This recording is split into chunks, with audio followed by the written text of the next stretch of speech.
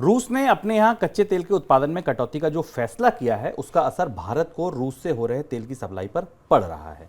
मई के मुकाबले जून के दौरान भारत में रूस से कच्चे तेल का इंपोर्ट घटा है। जून के दौरान रूस से रोजाना 17.9 लाख बैरल तेल का आयात हुआ है। मई में यह आंकड़ा ज्यादा था, 19.6 लाख बैरल का था। सर, पहला सीधा सवाल, आयात में गिरावट क्यों?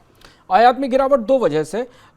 ओपेक में हमने पिछले महीने तक ओपेक के बीच में काफ़ी खींचतान देखी थी। सऊदी अरब एक तरह से अलग थलग पड़ गया था, लेकिन अब रूस अपनी आर्थिक परिस्थितियों से जिस तरह से जूझ रहा है उसे देखते हुए ओपेक ने फिर रूस को कच्चे तेल के उत्पादन में कटौती के लिए राजी कर लिया है। रूस सबसे बड़ा सप्लायर और सस्ता सप्लायर भी है, क्योंकि उसे सैंक्शंस के कारण $60 पर बैरल के लेवल पर तेल बेचना पड़ता है। अब जो आंकड़े आ रहे हैं, कल हमने इस बारे में आपको बताया था कि सऊदी अरब और रूस दोनों ने मिलकर करीब 2 लाख से 2.5 लाख बैरल प्रतिदिन के उत्पादन में कटौती शुरू की है, और उस कटौती के कारण भारत को मिलने वाला रूस का सस्ता कच्चा तेल कम हो गया है। भारत को ही कम क्यों हुआ है? क्योंकि उत्पादन में कटौती के रूस का सबसे बड़े तेल के ग्राहकों में भारत और चीन है। यूरोप को तो तेल जाता नहीं प्रतिबंध के कारण, इसके अलावा कुछ और अर्थव्यवस्थाएं जिनको जाता है, पर जो बड़ी इकोनॉमीज हैं उन बड़ी इकोनॉमीज में भारत और चीन ही दो अर्थव्यवस्थाएं हैं जिन्हें सबसे ज़्यादा तेल जाता है। अब उत्पादन कम होने के बाद भारत में आने वाला तेल अब कम होने लगा है, और जो मांग जो वहाँ से आपूर्ति है वो एक तरीके से, जिसको कि हम अंग्रेजी में प्लेटो पोजीशन कहते हैं,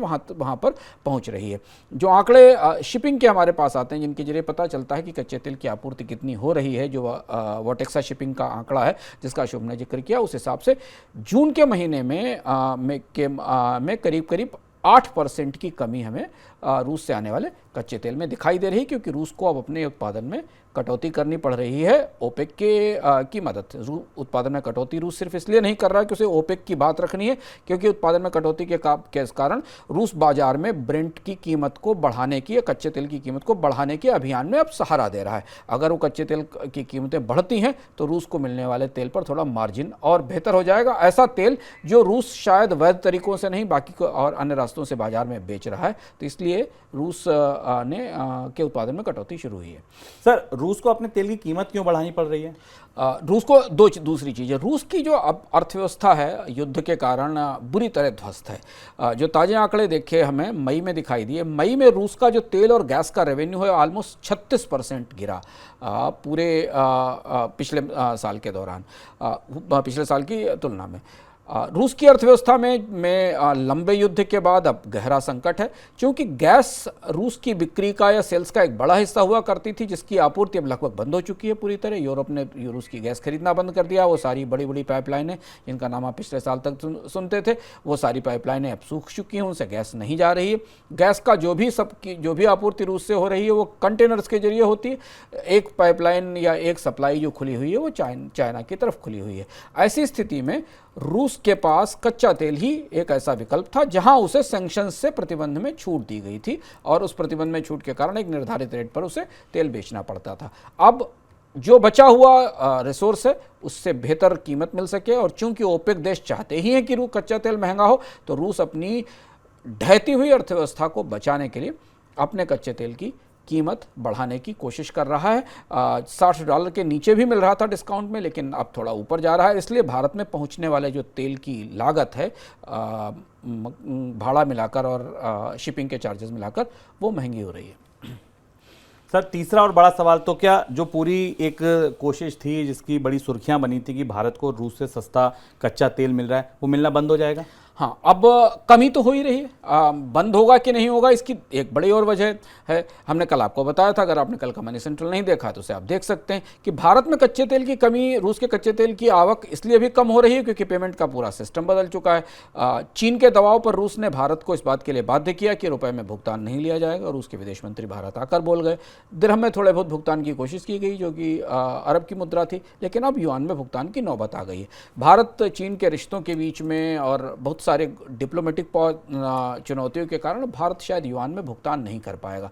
तो जब रूस को उस करेंसी में, जिस करेंसी में भुगतान चाहिए, वो नहीं होगा, तो भारत में आने वाले कच्चे तेल की मात्रा भी कम होती जाएगी। तो दोनों वजह हैं, एक तो पेमेंट के चैलेंजेस बढ़ रहे हैं, दूसरा रूस में कच्चे तेल के उत्पादन में कटौती हो रही कीमतें बढ़ाने के लिए, और सस्ता कच्चा तेल भारत को मिलना कम होगा। अब यहाँ से भारतीय अर्थव्यवस्था के भीतर लौटकर देखते हैं, इसे बाहर से लौटकर पिछले 1-1.5 साल में रूस के सस्ते कच्चे तेल ने भारत में पेट्रोल डीजल की कीमतें कम तो नहीं हुई, लेकिन बढ़ने भी नहीं दी। कच्चे तेल के सहारे, रूस के सस्ते कच्चे तेल के सहारे भारत की कंपनियों ने खूब निर्यात किया, रेवेन्यूज अर्न किए, उस रेवेन्यू पर सरकार ने टैक्स लगाया, टैक्स लगाकर उससे वसूली की। इस सारी प्रक्रिया का नतीजा यह हुआ कि हमने आपको शायद पिछले हफ्ते मनी सेंट्रल ने बताया था कि भारत की तेल कंपनियों के घाटे अब लगभग पूरे हो चुके हैं, जो वो महंगे ब्रेंट के कच्चे तेल के जरिए झेल रही थी।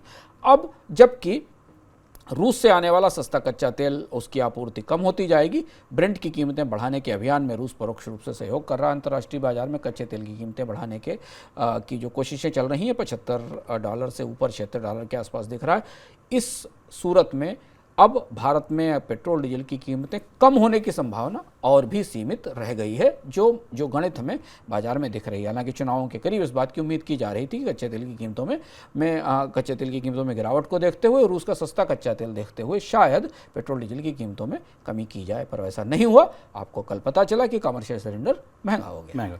आगे सर क्या होगा? आपको लगता है आप एक तरफ महंगाई, खाद्य महंगाई सर उठा रही है, कच्चे तेल की कीमतें बढ़ाने के लिए आउटपुट कट हो गए हैं, क्रूड ऑयल ऊपर उबलने लगा है, आपको लगता है अब आगे इसके और क्या असर हो सकते हैं? दो ही परिस्थितियां हैं। अगर कच्चे तेल की कीमतें ऊपर तक जाती हैं, जिसकी संभावना बनती दिखाई दे रही है, हमने कल भी इस बात पर डिस्कशन किया था, आज भी कच्चे तेल की कीमत लगभग $76 के आसपास घूम रही है, तो अब फिर भारत सरकार को दोबारा एक सस्ते तेल की विंडो बंद होने के बाद या तो तेल कंपनियों को घाटे उठाने पड़ेंगे, और या फिर सरकार को सब्सिडी की व्यवस्था, जो पिछले साल सब्सिडी की व्यवस्था दी गई थी, वो देनी पड़ेगी। और इसीलिए जब कमर्शियल सिलेंडर्स की जब कल कीमत बढ़ना शुरू हुई, तो ये पूरी प्रक्रिया वापस लौटती दिखाई दी, जिसमें हमने लंबे समय से तेल की कीमतों में स्थिरता देखी थी भारत में। अगर कमी नहीं आई थी तो बढ़ोतरी भी नहीं हुई थी। तो रूस एक बड़ा आधार था सस्ते कच्चे तेल का, जो धीमे धीमे अब सिकुड़ रहा है, और भुगतान की समस्याएं भी बड़ी हो रही हैं, और भुगतान की पेचीदगी ज़्यादा बढ़ रही है भारत की कंपनियों के लिए जो आयात करती हैं।